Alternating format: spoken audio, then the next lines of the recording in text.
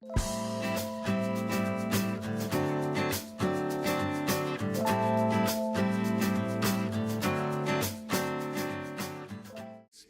a palavra, o engenheiro Osiris Silva.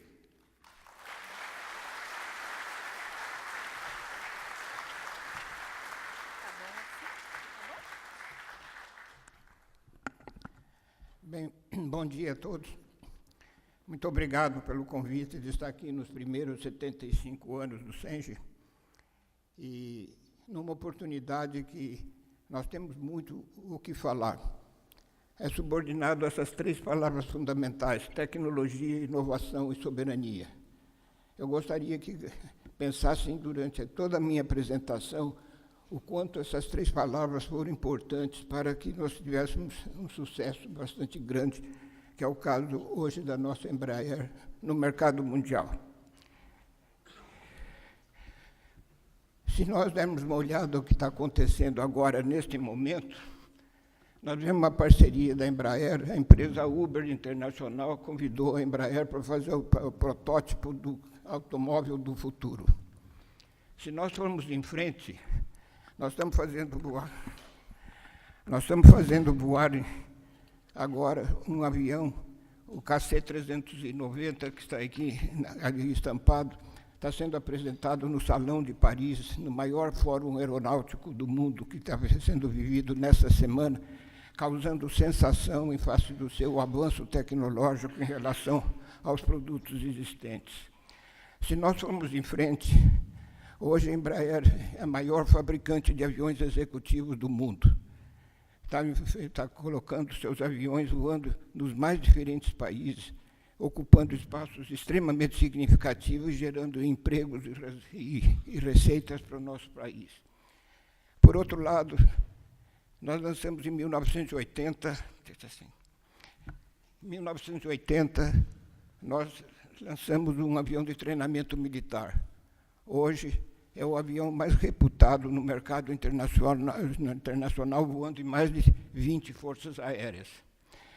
Mais recentemente, nós lançamos a fabricação de aviões de transporte.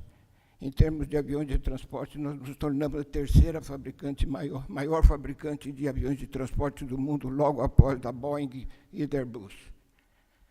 E, por outro lado, aí vem a pergunta fundamental que nós temos que fazer, não só a nós mesmos, mas a cada brasileiro ou a cada gaúcho, que nós estamos aqui num estado absolutamente industrializado e que pode dar um salto qualitativo extraordinário para o futuro. Nós temos que acreditar que tudo pode ser feito. E tudo isso que está acontecendo, que eu acabei de mencionar agora, depende de cada um de nós, que estão sentados aqui na cadeira, nessas poltronas, e que estão em todo o país nesse momento. Temos que contar com cada brasileiro que, com a qualificação necessária, essa é uma colocação extremamente importante, qualificação necessária, decida avançar com ousadia e dar o primeiro passo. E é justamente aí, nisso que eu vou me concentrar aqui nessa conversa que nós temos hoje. E como isso começou? E começou simplesmente com sonhos. Sonhos que cada um de nós possa ter numa certa circunstância qualquer. Quando completou 40 anos do voo do Santos Dumont, em Paris, em 1906, eu era jovem naquela época, pode até estranhar com a minha idade. Hoje eu também já fui jovem, né? E realmente, com 15 anos, eu comecei a fazer umas perguntas que não tinham respostas. Por que não continuamos o trabalho do grande pioneiro de Santos Dumont, que voou em Paris em 1906? Por que um país continente como o nosso, precisando absolutamente do avião, não os fabricava?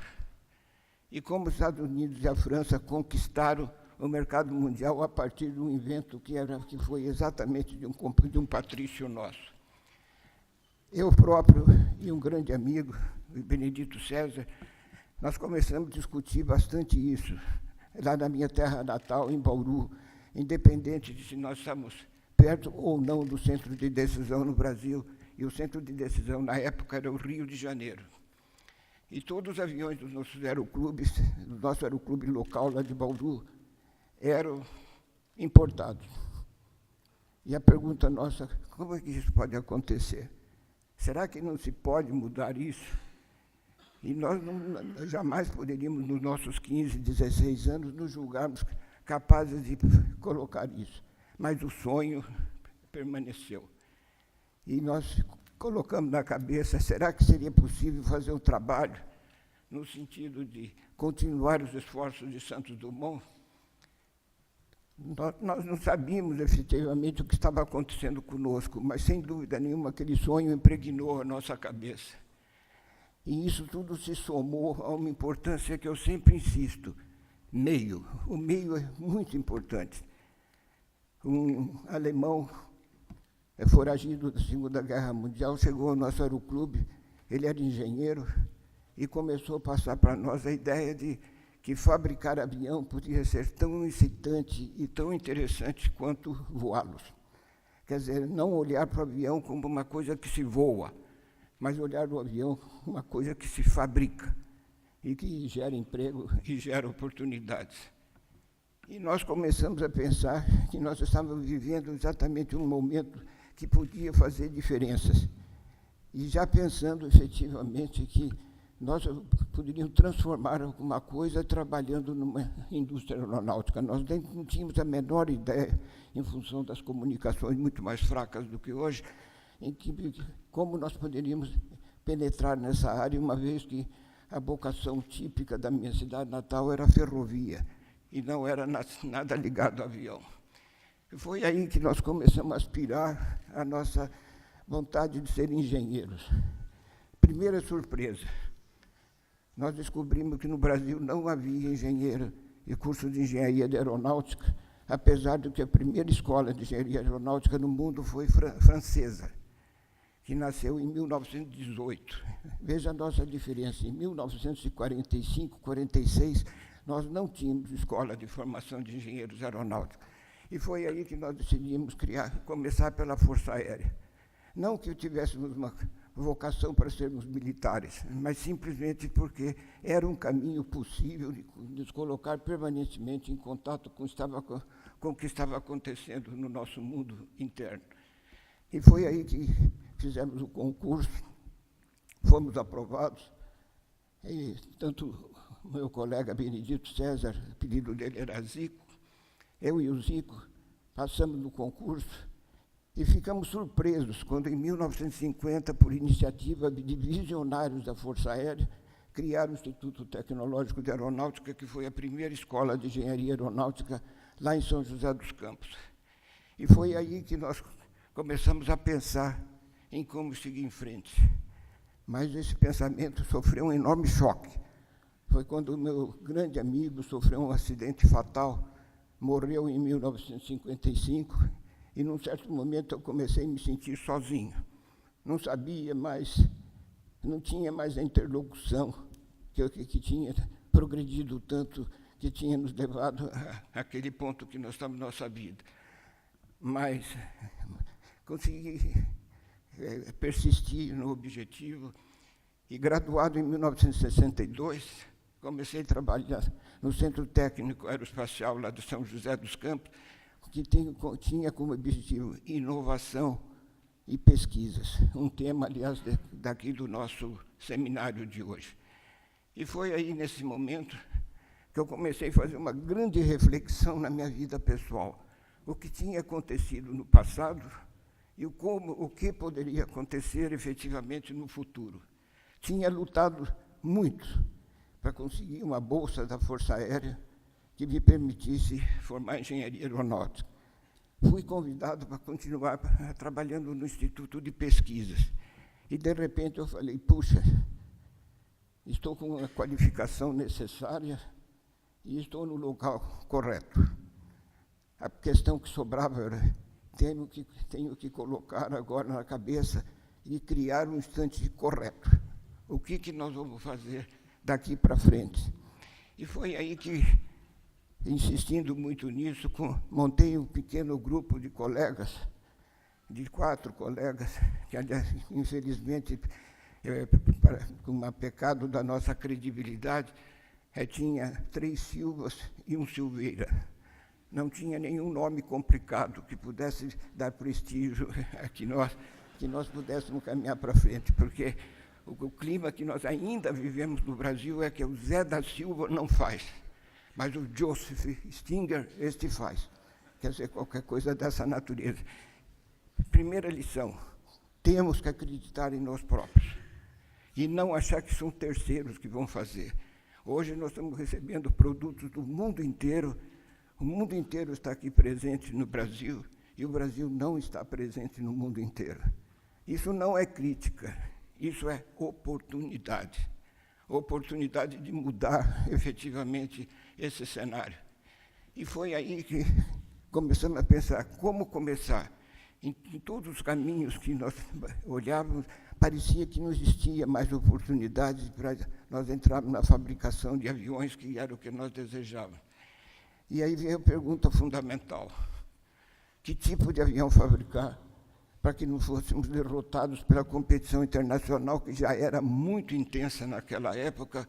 Eu estou falando aí mais ou menos em 1965, e nós tínhamos que encontrar o caminho certo. Não poderíamos ficar batendo a cabeça, borboleteando em torno de vários objetivos. Nós tínhamos que ter um foco, um objetivo absolutamente fundamental.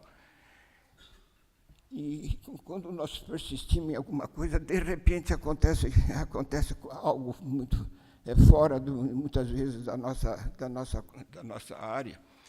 E nós vemos que pode acontecer realmente alguma coisa de diferente. E foi aí que nós vimos que, em 1965, que havia um fato no Brasil muito característico. Quer dizer, usando aviões da Segunda Guerra Mundial, até 1957, 58, o Brasil tinha 400 cidades que tinham transporte aéreo disponível em caráter regular nos seus aeroportos. Em 1965, quando nós estávamos trabalhando, nós vimos que tínhamos apenas 45. E aí veio a pergunta: por quê? Por que isso está acontecendo? Esse declínio imenso de tráfego aéreo disponível para as cidades. E ainda com aquele pensamento inicial, o transporte aéreo é absolutamente fundamental para as cidades. Nós vemos o caso aqui de Porto Alegre, o movimento do aeroporto Salgado Filho, a importância desse meio de comunicação para nos colocar em contato com o mundo para saber o que está acontecendo.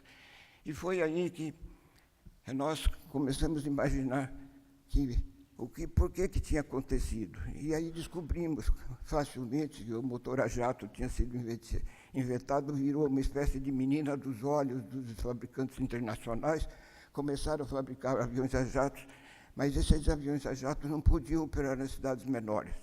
E aí veio a ideia, que foi uma ideia brilhante até, mas difícil, muito difícil de vender, de fazer um avião pequeno que pudesse restabelecer o tráfego aéreo nas pequenas cidades, que era absolutamente necessário. Quer dizer, um avião que se adaptasse muitas vezes a pistas não pavimentadas, pistas relativamente curtas.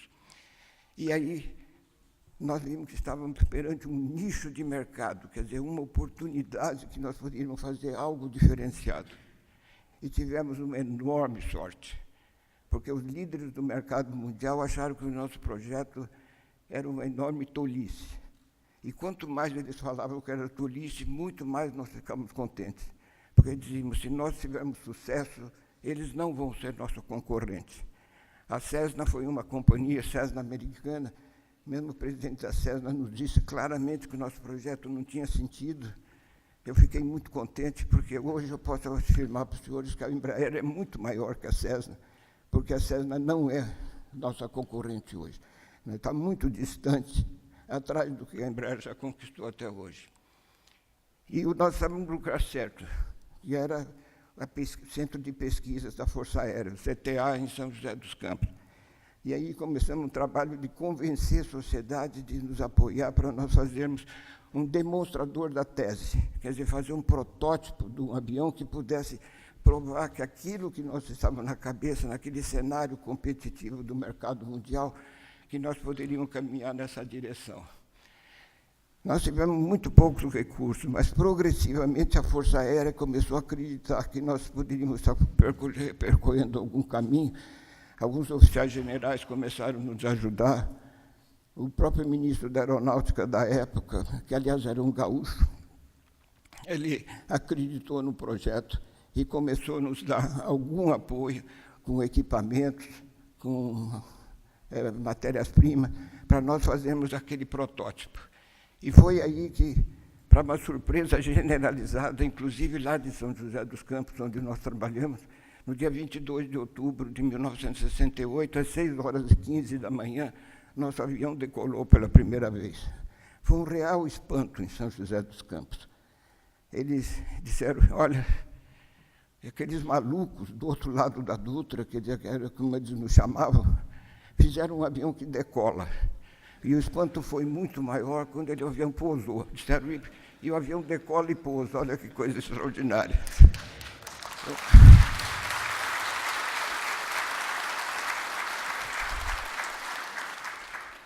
E aí, nesse momento dessa decolagem do avião, uma senhora que estava assistindo o voo, nós queríamos fazer o voo em segredo, mas não conseguimos manter o segredo. Uma senhora bateu no meu braço, olhou para o avião e perguntou, precisava ser tão feio?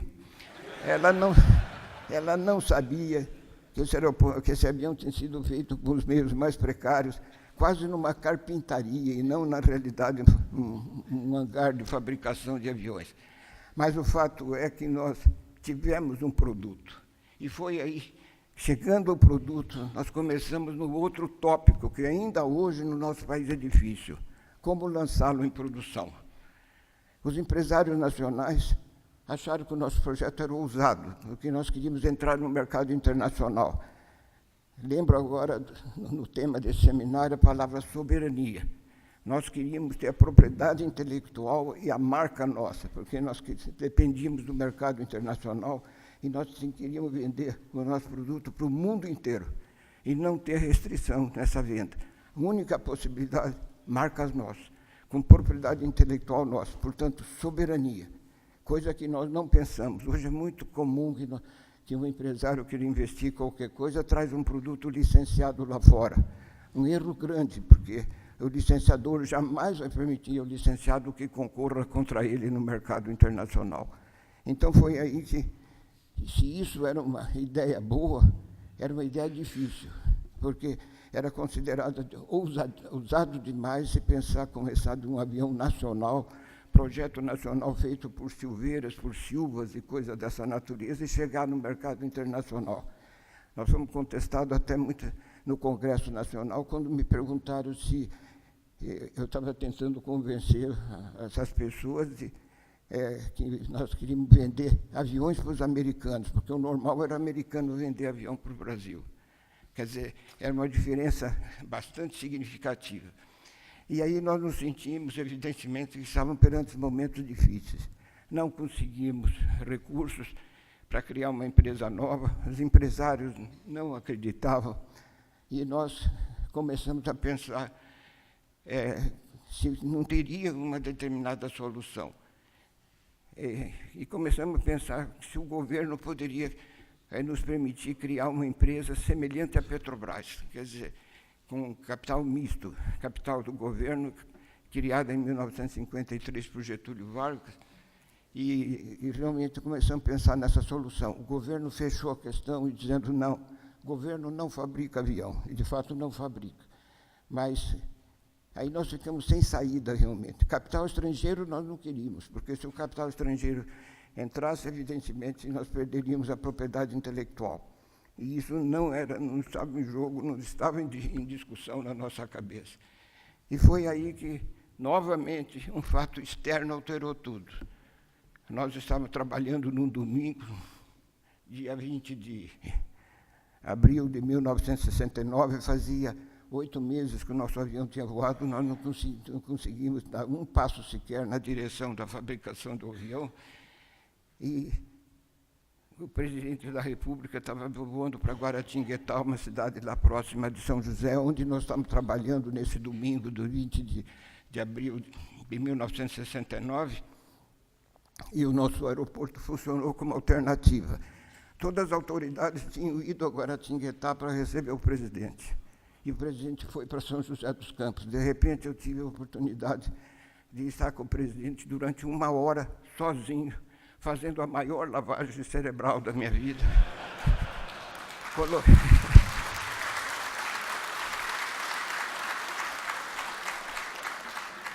Insistindo com o presidente que ele devia mudar a política do governo e autorizar o governo a fazer o financiamento fundamental de uma fábrica de aviões. E foi aí que o presidente começou a acreditar no projeto, apesar de ele estar meio aborrecido de estar faltando lá em Guaratinguetá. Nós não tínhamos aborrecimento nenhum em relação a isso, mas o fato é que o presidente, no final, ele colocou a mão no meu ombro e falou assim: vamos pensar no assunto. E o governo, naquela época, era um governo absolutamente pragmático. Ele pensou no assunto realmente. E foi aí que, em 1969 ainda, 26 de junho, um mês e meio depois, o presidente convocou uma reunião ministerial no Planalto, onde nós tivemos a oportunidade de apresentar um projeto de uma companhia mundial que poderia fabricar aviões nossos e que poderia exportar. E foi incrível que os ministros acreditaram naquele sonho que não tinha base lógica quase nenhuma, apenas tinha vontade. Tinha vontade, evidentemente, competência. Nós tínhamos um grupo de competentes engenheiros muito bem formados pelo Instituto Tecnológico de Aeronáutica. Começamos a atrair até algumas ajudas de fora. Alguns engenheiros de fora começaram a ver aquela iniciativa que poderia talvez dar certo. E o fato é que nós criamos a estratégia de desenvolvimento da Embraer, que é uma estratégia que pode impregnar qualquer outra empresa que possa querer fazer qualquer coisa. Produtos nossos, originais, marca brasileira, e sob a nossa propriedade intelectual. Desenvolver tecnologias novas, trabalhar com cooperação. Uma grande palavra é relacionamento. Nós queríamos ser amigos de todo mundo, fornecedores internacionais, companhias aéreas, com quem nós conversávamos, nós incutimos a ideia de que nós poderíamos um dia chegar a aviões brasileiros sendo vendidos para fora. Investimentos em educação. A nossa economia lá em São José dos Campos era de arroz e leite. Nós tínhamos que transformar o pessoal que plantava arroz e ordenhava a vaca em fabricante de avião. Quer dizer, um pulo enorme. A Federação das Indústrias de São Paulo nos ajudou enormemente, criando uma escola do Senai, que foi o primeiro passo nosso de começar a treinar também o chão de fábrica. E investindo nessa direção, nós começamos a nossa trajetória de conquistar a reputação mundial. E aí avançamos. Eu vou passar um pouco mais rápido agora sobre os aviões que nós fabricamos. O avião feio, o Bandeirante, se transformou nesse aí, que foi um sucesso enorme. O mesmo problema que nós estamos enfrentando no Brasil de perda de transporte aéreo nas pequenas cidades era dramático nos Estados Unidos. Imagine que 2.450 cidades americanas deixaram de ter transporte aéreo. E, de repente, chega um avião brasileiro nos Estados Unidos que podia preencher aquilo. E o americano, no pragmatismo dele, dizia: esse avião é barulhento, não é muito moderno, o ar-condicionado não funciona direito, uma série de coisas que se reclamavam muito aqui no Brasil. Os americanos disseram: mas ele me leva onde eu quero. E foi aí que nós vendemos uma quantidade impressionante de Bandeirantes para os Estados Unidos, e dando início ao que se chamou aviação regional. Trabalhamos com as associações de classe americana para criar a Associação Regional de Transporte Aéreo nos Estados Unidos, de quem ficamos muito amigos, e realmente nós começamos a avançar nessa direção. A Força Aérea nos ajudou, fez um contrato para nós para participar da fabricação de um avião a jato com os italianos. E os italianos vieram conosco, foi uma escolha da Força Aérea esse avião, lá da Itália, ao norte de Milão, os fabricantes italianos. Nós enchemos a Embraer de assistência técnica cheia de italianos, e aí as meninas de São José dos Campos casaram com os italianos, e muitos deles não voltaram para a Itália. E nós tivemos uma espécie de imigração, como ocorreu aqui no Sul.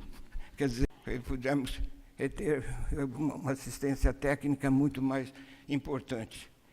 O Ministério da Agricultura do governo nos pediu o projeto de um avião agrícola.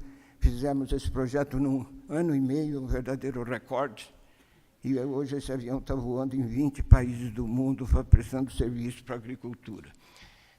Em 1975, ficou claro que nós tínhamos que passar por uma certificação internacional de credibilidade. E foi o caso dos Estados Unidos. A primeira pancada, os americanos disseram que não podiam certificar o nosso avião. Mas, aí, com o trabalho do Ministério das Relações Exteriores, que nos ajudou bastante aqui no Brasil, uma aproximação com o Departamento de Estado, conseguimos um projeto bilateral de certificação, quer dizer, a chancela americana em cima dos nossos aviões. Foi o passo para nós entrarmos no mercado mundial. Aí entramos para a Europa, Extremo Oriente, vendemos muitos aviões para a Austrália, Nova Zelândia, e assim por diante começamos a crescer. Fomos em frente, acompanhando aí as necessidades do mercado, pressurizamos nosso avião, fizemos um avião mais moderno, o Brasília. Esse avião ainda está voando em vários países do mundo.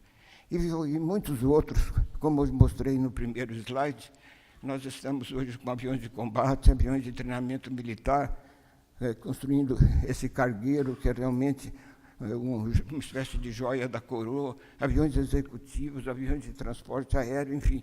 Estamos com um espectro de produtos que possa satisfazer grande parte das necessidades da aviação mundial.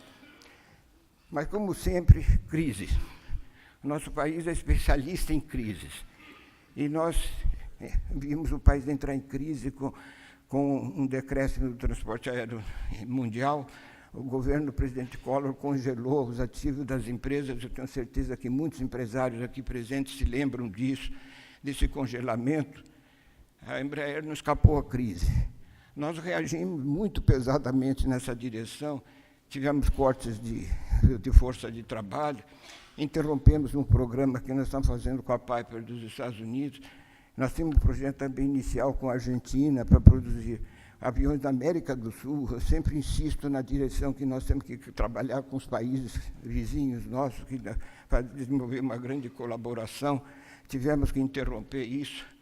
E aí foi que lançamos uma ideia corajosa que nos atraía há bastante tempo para escapar de uma legislação ainda muito restritiva, que hoje ainda é muito pior. Uma companhia estatal, como é o caso da Petrobras, hoje sofre muito com a interferência governamental de uma legislação ultrapassada que precisa ser modificada, e foi aí, então, que nos animamos a privatizar a companhia. Todo mundo foi contra. O sindicato foi contra, fizeram o meu enterro. Aliás, acho que da plateia, acho que sou o único que viu o próprio caixão, acho que ninguém viu até hoje. Mas, sem dúvida nenhuma, nós prosseguimos na direção da privatização. E, olha, foi um renascimento da Embraer. Nós tivemos a sorte de contar com o Banco Bolzano Simonsen, que bancou a compra da Embraer com capitais nacionais, para nós não perdermos essa preciosa propriedade intelectual. E aí a Embraer se lançou em todos esses programas que foram descritos aí. Resultado, nós hoje somos uma multinacional latina, uma das poucas que existem. Nós temos hoje subsidiários no mundo todo. Temos um total aproximadamente de 20 mil pessoas trabalhando conosco. Desses 20 mil pessoas, 3.500 são engenheiros dedicados permanentemente à inovação, a criar novos produtos. E hoje nós podemos colocar a Embraer como resultado da educação, a estreita ligação com o governo, com o setor privado e de ousadas decisões. Quer dizer, são os ingredientes fundamentais para o empreendimento poder caminhar para frente, mas, contanto, precisa contar efetivamente com o apoio da sociedade local. De modo que essa frase que está em vermelho é verdadeira. Nós chegamos a uma realidade muito maior do que o sonho que nós tínhamos quando nós começamos. E foi possível. E é isso que eu gostaria de transmitir a cada um na plateia. É possível. Tomem iniciativa. Não tenham receio. Lutem. Pode demorar, como aconteceu. Isso não foi rápido, mas certamente pode efetivamente acontecer. Se analisarmos um pouco o que aconteceu, vamos ver os ingredientes fundamentais que foram acionados. Primeiro de tudo, educação.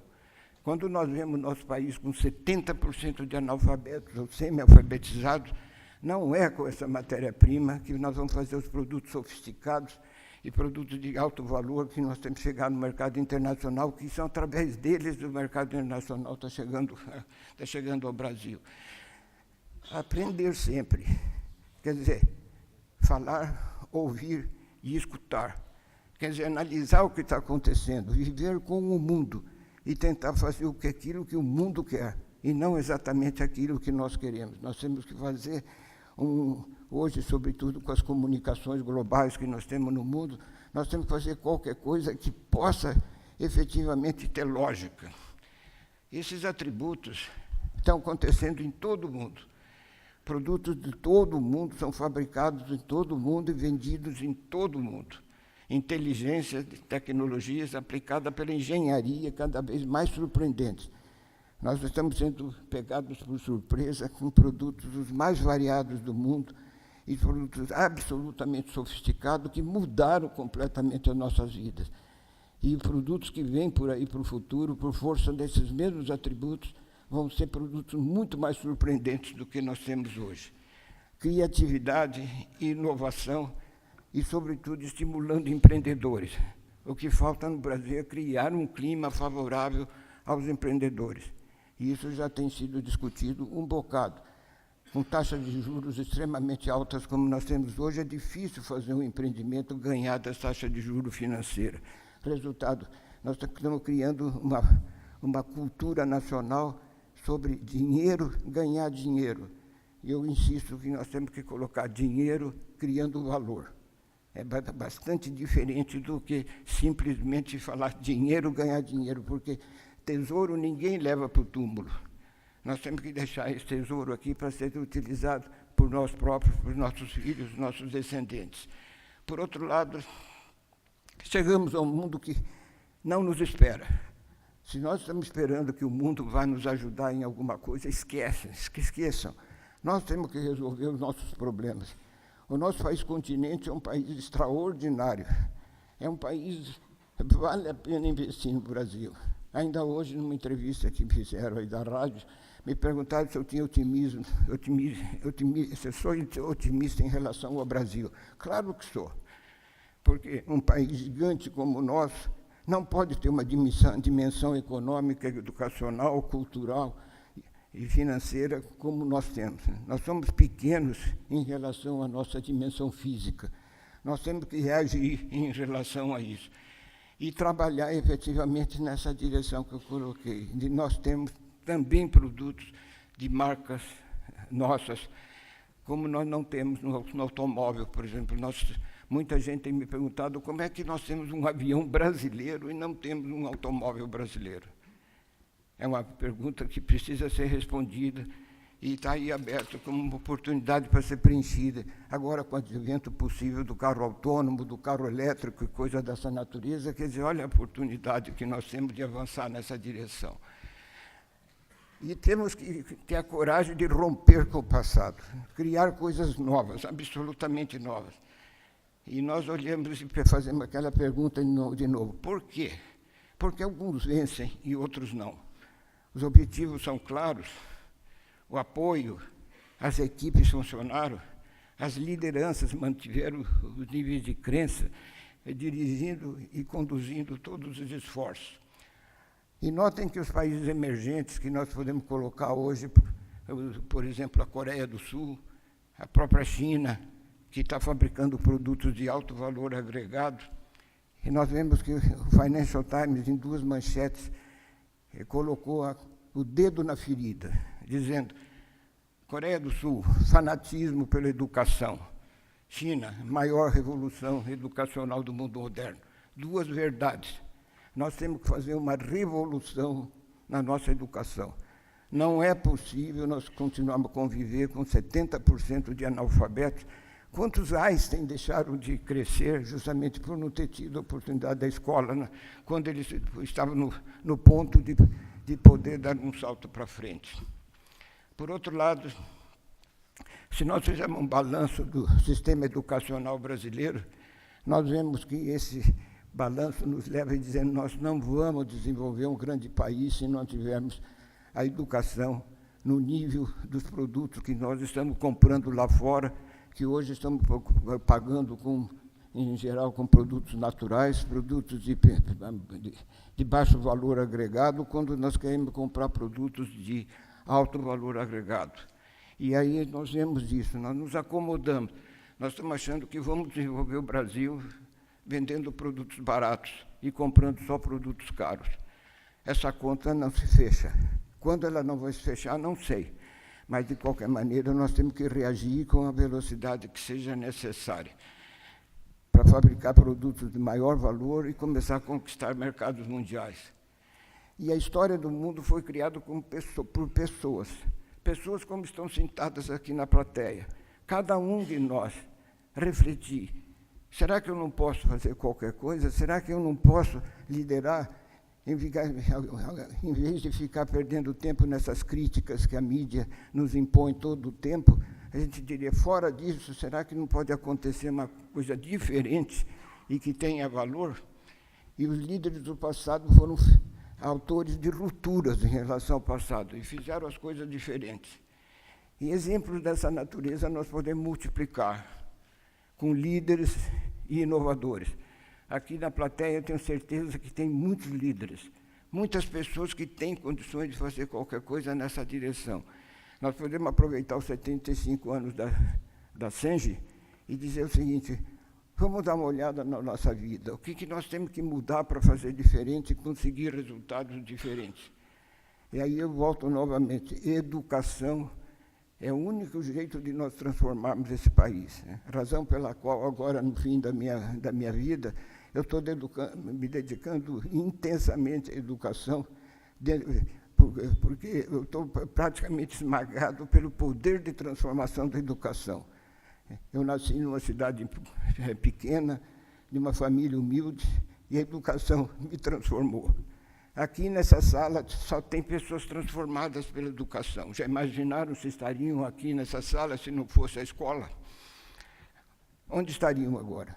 Nós temos que conquistar o direito de cada brasileiro poder estar numa plateia dessa natureza discutindo esses assuntos. E não pode ser uma população de analfabetos ou semi-alfabetizados para isso. Usar o poder transformador da educação. E a educação, como diz claramente no artigo 205 da nossa Constituição, é um problema de todos, não é simplesmente do governo. Isso faz parte do nosso trabalho do dia a dia, de retirar os meninos da rua e começar a colocar em escolas, para a gente realmente mudar esse país. E cada um ser um grande líder, usando a educação como um trampolim e avançando para frente. E cada um aqui pode ser esse líder que pode dar uma contribuição imensa para a sociedade. Eu vou terminar com 2 episódios que eu vivi pessoalmente. Um representa acomodismo, dificuldades deixando de lado a grandeza. E o outro, ao contrário, corajosa. O primeiro deles eu fui convidado para integrar a Academia Sueca de Engenharia pelo rei da Suécia, e na solenidade eu tive a oportunidade de conhecer 3 membros da secretaria que indica prêmio Nobel. Aí eu perguntei a eles por que o Brasil não tem nenhum prêmio Nobel.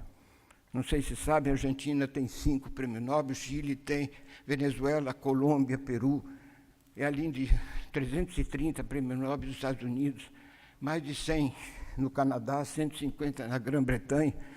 Israel, um país bastante pequeno, tem 12 prêmios Nobel, e nós não temos nenhum.